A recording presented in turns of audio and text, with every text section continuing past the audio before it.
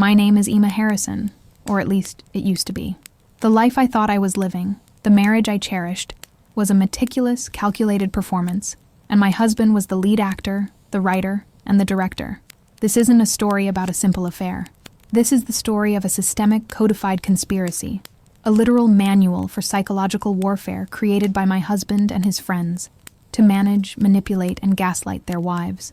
It's the story of how I stumbled upon the horrifying truth that my home was a prison cell, my husband was the architect, and that my entire shared reality was a lie. And it is the story of how I had to burn that life to the ground, scattering the ashes myself, just to find the exit. Before the shattering, my world was defined by small, tangible comforts that I mistook for love.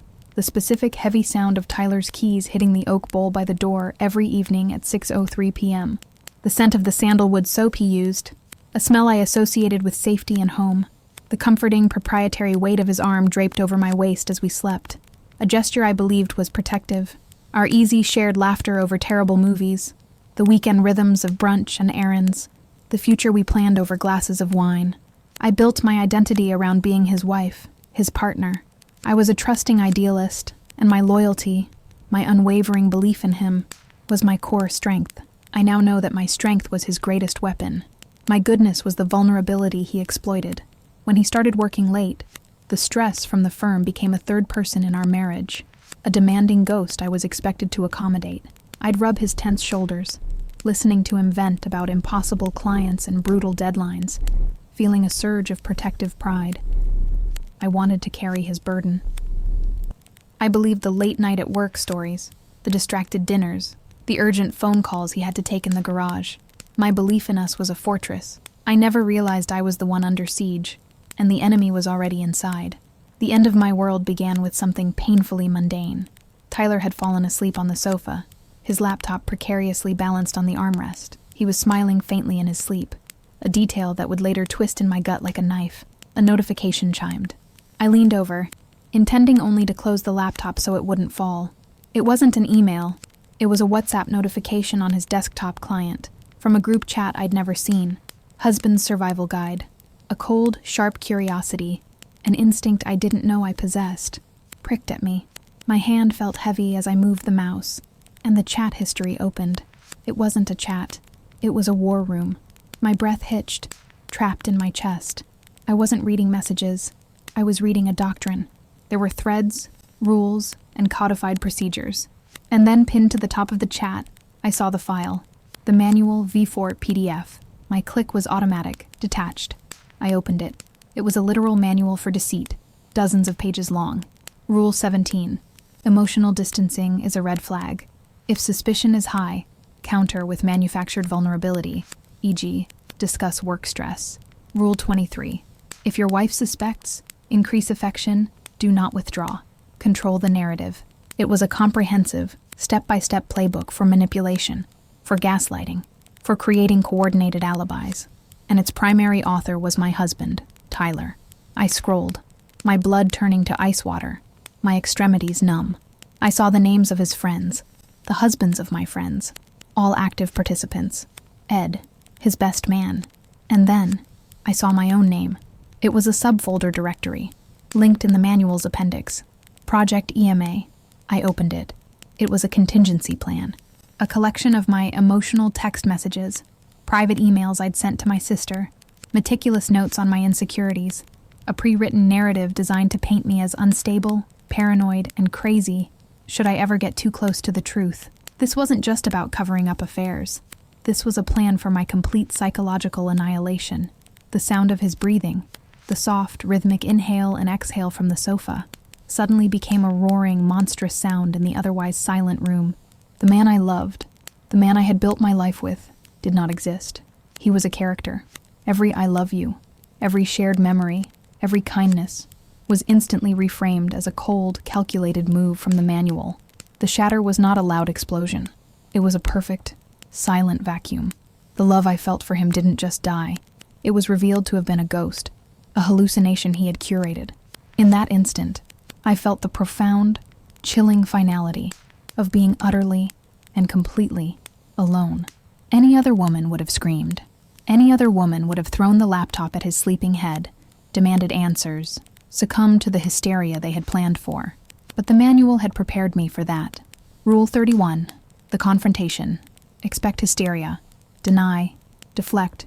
Reverse blame. Maintain the frame. I saw the entire script play out in my mind.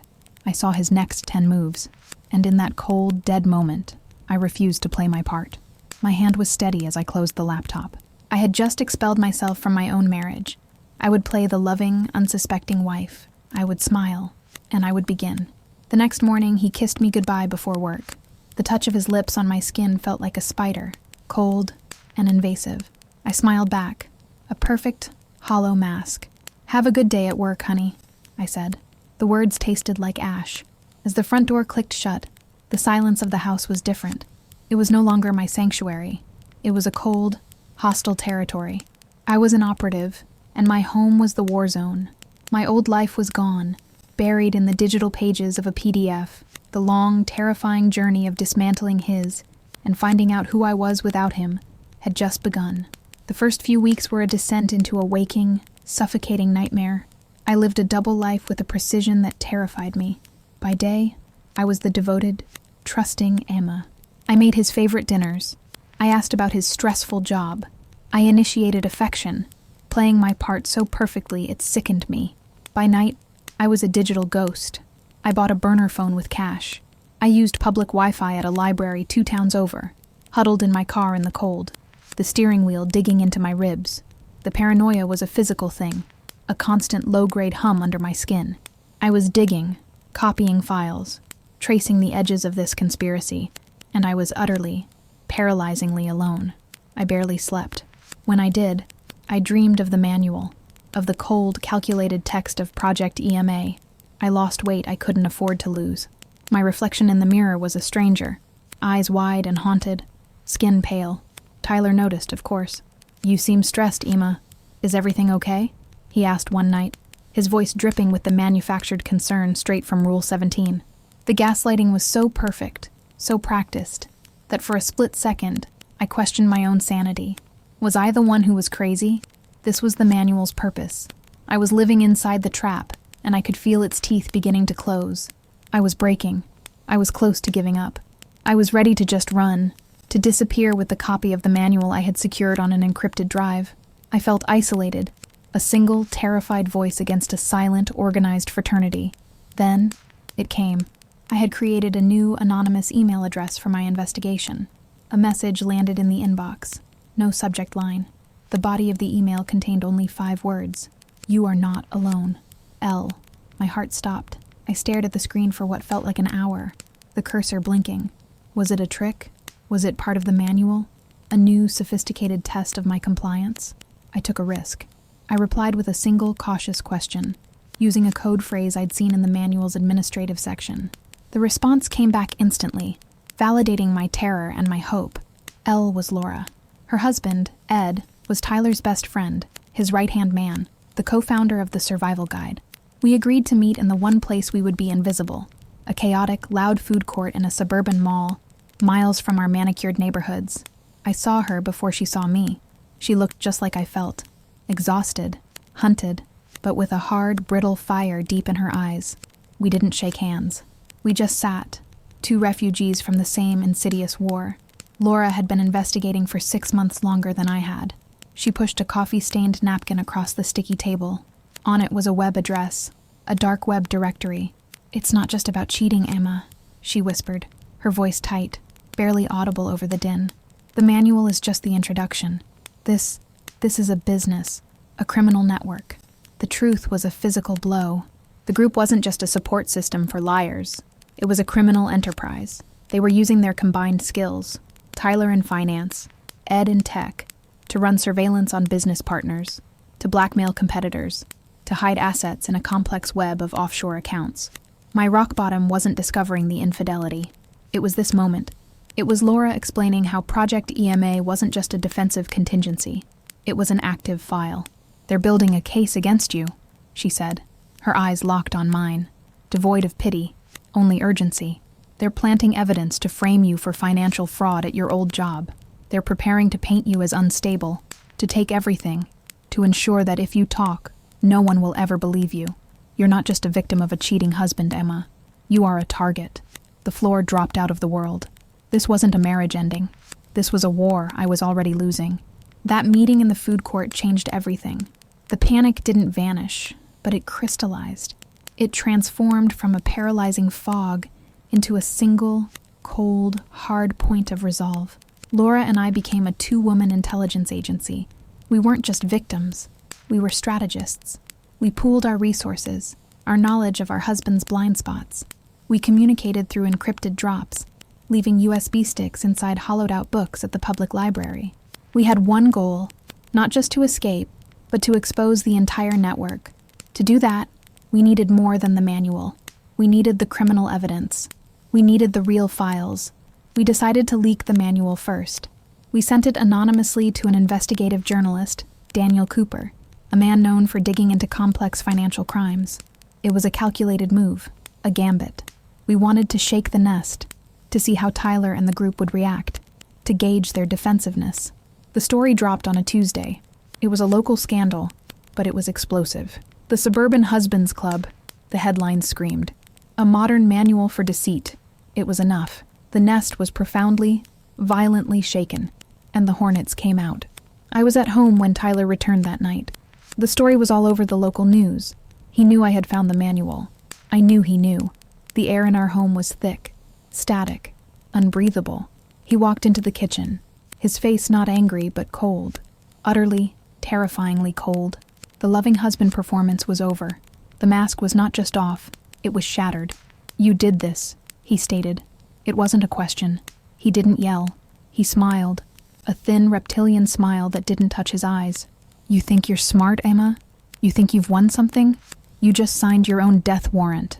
The threat hung in the air, a physical weight. He went to his study. I heard a drawer open. He returned holding a thick blue binder.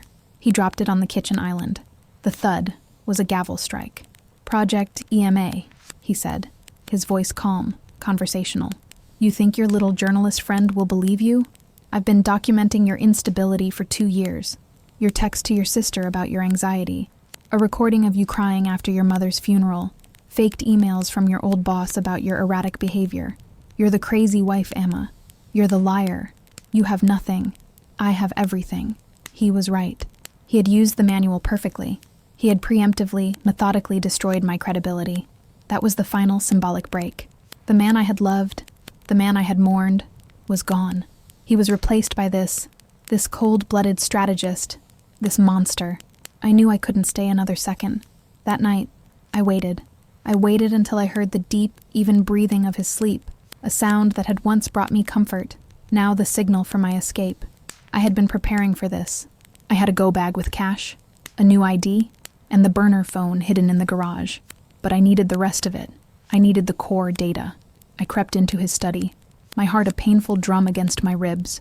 His main server was running, a quiet hum in the dark.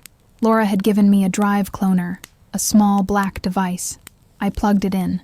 The small blue light blinked.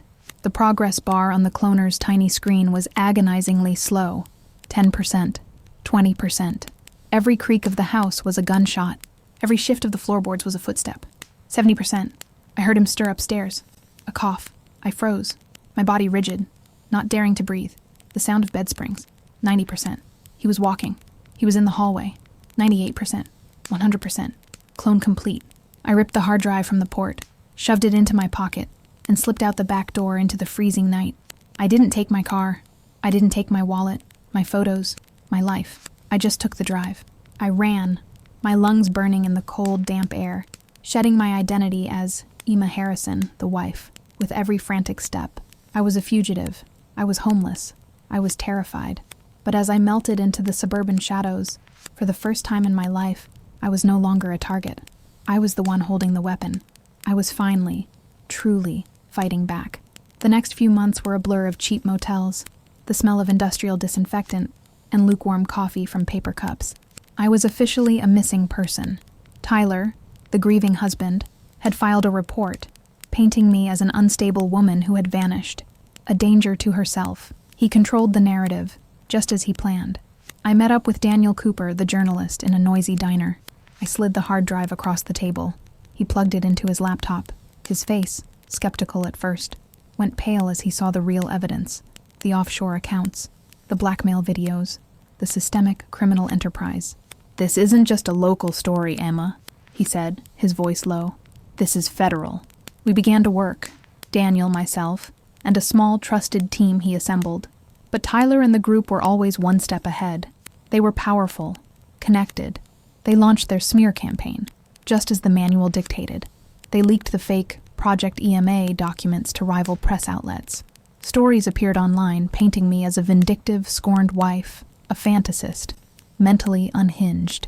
My own friends, the wives of the other men, publicly denounced me, desperate to protect their own fractured, toxic homes. I was alone, discredited, and actively hunted. The walls were closing in again. We were working from a remote motel in Delaware, deep in the encrypted data, trying to build an unassailable case before we took it to the FBI. We were close. Then came the knock. It wasn't room service. It was a sharp, confident rap. I looked through the peephole. My blood didn't just run cold. It vaporized. It was Tyler. He wasn't supposed to know where I was. He had a key card in his hand. He had found me. I realized with dawning, stomach-dropping horror. He wasn't just a white-collar criminal. He was dangerous. The manual wasn't just about deceit.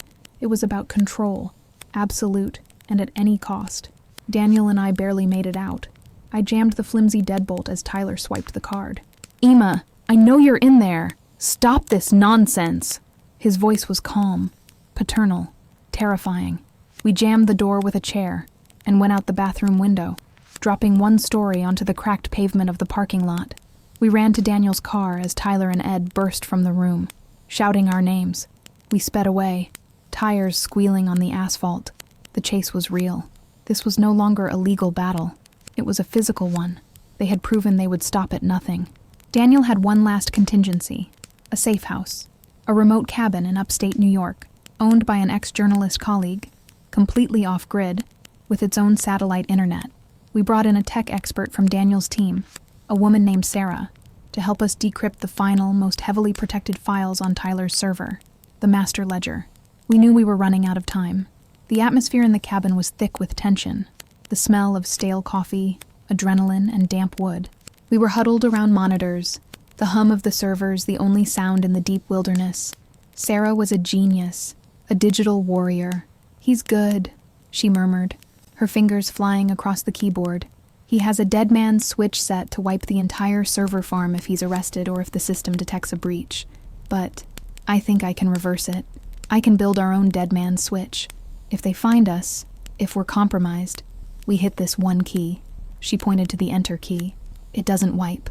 It uploads. Everything. To the feds, the SEC, every major news outlet on Daniel's list. It's the nuclear option. But," she warned, "if we hit it, we can't stop it. And they'll know exactly where the upload came from." We worked for 48 hours straight, fueled by pure, unfiltered fear and caffeine.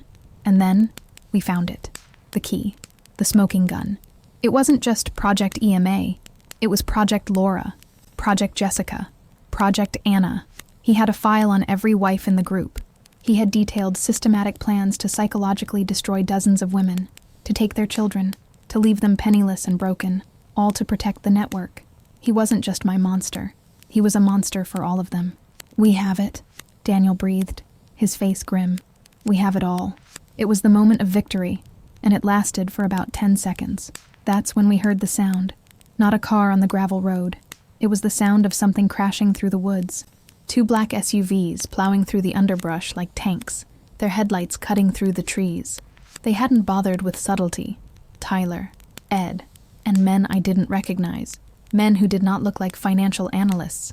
They were here. My heart hammered against my ribs. A painful, frantic beat. "They're here," I whispered. Sarah's finger hovered over the enter key. Daniel grabbed his phone. "I'm calling it in, but they won't make it in time. Buy me 30 seconds. The world narrowed to the sound of shouting and shattering glass. They weren't knocking. They were breaching. The front door splintered off its hinges.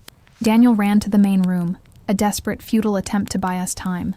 I heard a sickening thud, a grunt of pain. "Daniel!" I screamed. I heard his voice, strained. "The key, Emma! Hit the key! Run!" But I wasn't looking at the exit. I was looking at Sarah, and she was looking at the screen. Emma, it's now or never. We hit this. The data is gone. They can't stop it. But they are coming through that door. Right now. I saw Tyler's shadow in the hallway.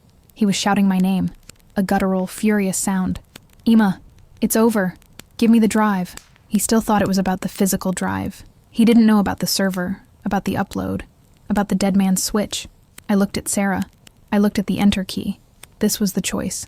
My escape, or their complete and total destruction. My life, or the truth. Tyler's men burst into the small room, their faces masks of rage. I saw Ed, and behind him, I saw Tyler. Emma, don't! He screamed, his eyes wide with comprehension. I didn't flee. I didn't beg.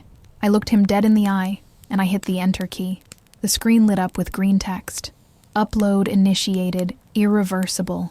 A progress bar appeared, moving with astonishing speed. 10%, 20%. Tyler let out a roar, not of a man, but of a cornered animal. He lunged, not at me, but at the server rack, trying to rip the cables from the wall.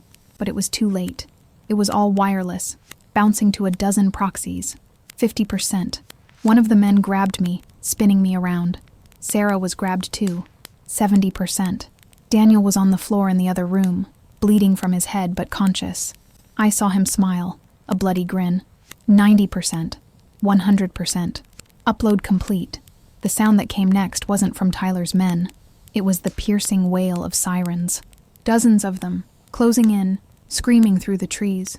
Red and blue lights flooded the dark woods, turning the chaotic, violent scene into a surreal tableau. Daniel's call, and the massive data dump hitting federal servers simultaneously, had triggered an immediate, multi-agency response.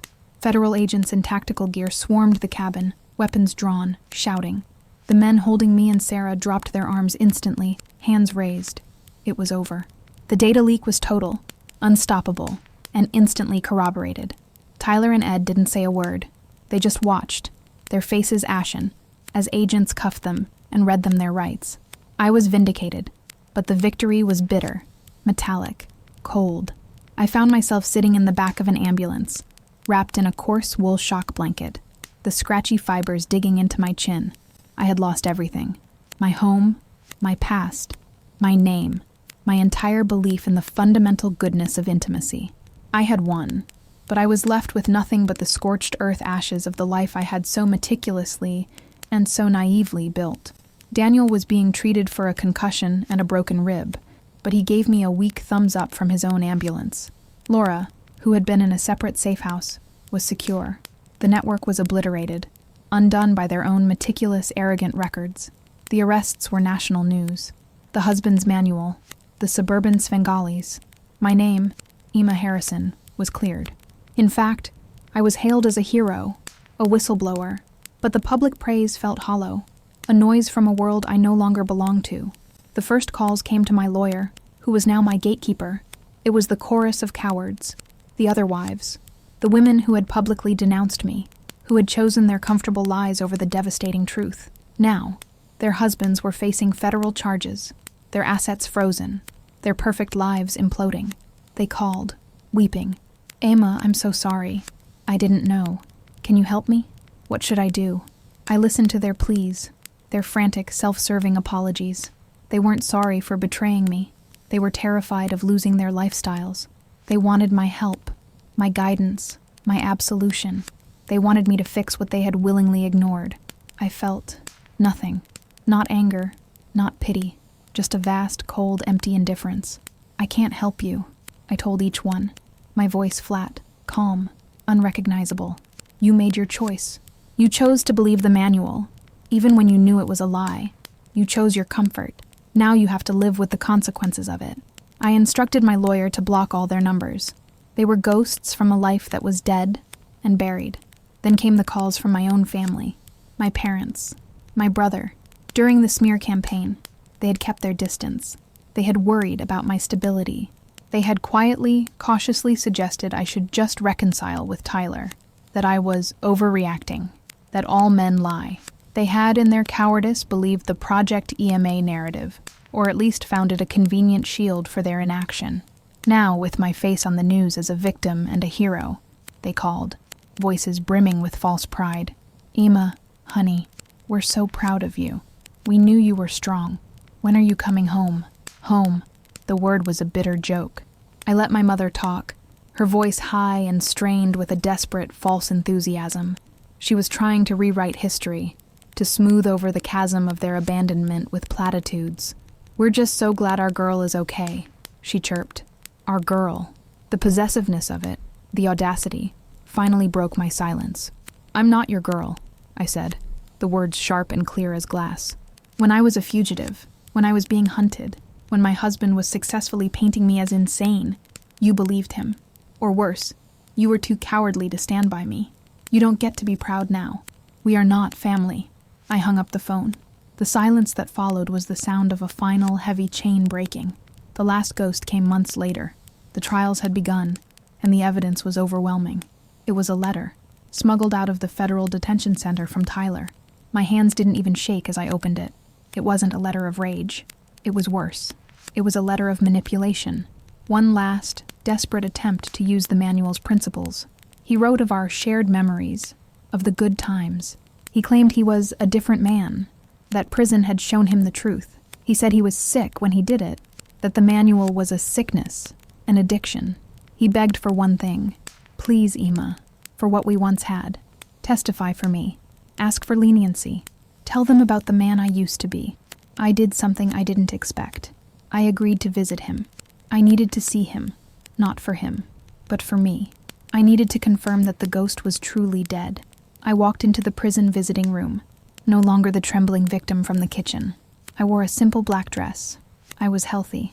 My eyes were clear. He was sitting behind the thick glass, in a drab, oversized orange jumpsuit. He looked smaller, weaker, pathetic. The charismatic manipulator was gone, replaced by a desperate hollow shell. He saw me and tried to smile, that old, charming smile. It was a facial tic, a dead reflex. "Emma, you came." "I came," I said, my voice steady. "Did you read my letter?" he asked, leaning forward, his eyes desperately searching mine for that old spark of loyalty, the vulnerability he had exploited for so long.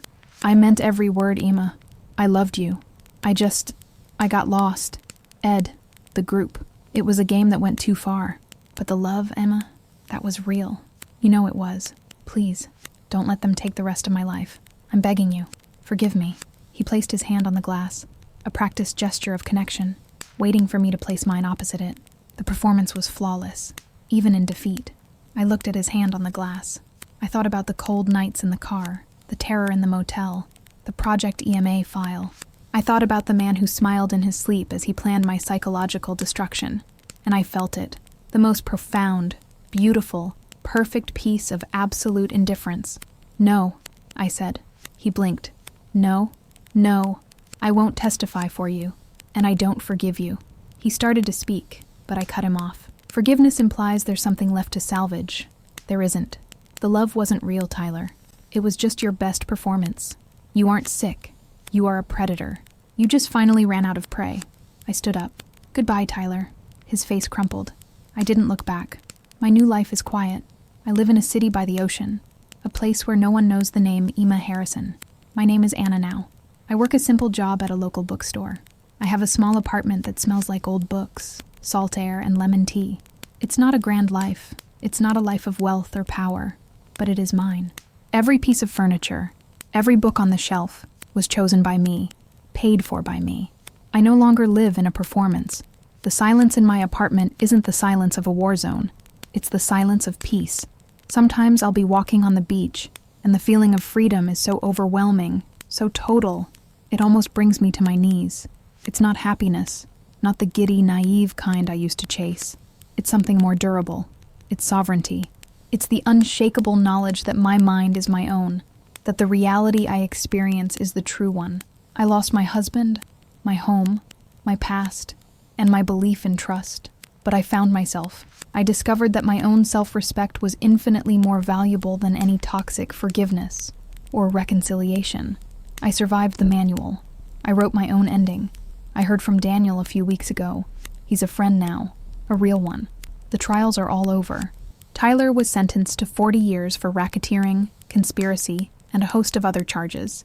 Ed got 35. The chorus of cowards and their wives, the ones who chose the lie, lost everything in the civil suits. They are bankrupt, socially ruined.